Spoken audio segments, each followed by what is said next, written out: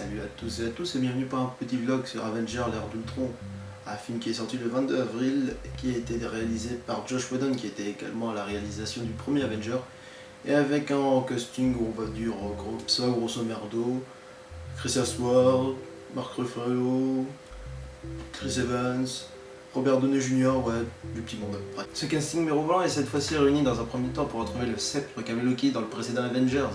Suite à cette mission, Tony Stark décidera de créer Ultron afin de protéger la Terre. Et c'est ce qu'il compte faire, mais en détruisant les Avengers. On suit donc la plus grande équipe Marvel à travers des combats vachement impressionnants, pas plus que le premier d'ailleurs.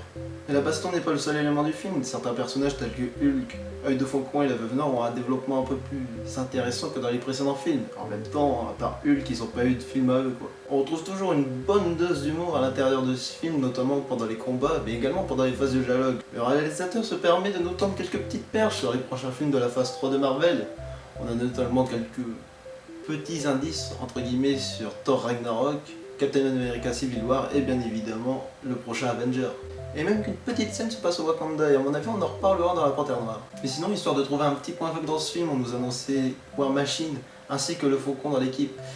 Et ben on peut dire qu'ils sont vraiment un tout petit peu présents, et notamment le Faucon qui est là jure 2 secondes et qui a une réplique en plus. En revanche, on nous a pas menti sur la présence de la Vision et des Maximoff, à savoir Vif Argent et la Sorcière Rouge, qui d'ailleurs ont un petit traitement un peu différent de celui que vous avez pu voir dans X-Men Days of Future Past. Les origines d'Ultron sont également un peu différentes des comics, mais bon, elles sont assez proches finalement des bouquins et on peut facilement lui pardonner, sauf pour un méga fanboy qui est déjà en train de crier au scandale. Avengers Ultron est donc un bon film et c'est vraiment l'un des meilleurs Marvel depuis un petit moment maintenant.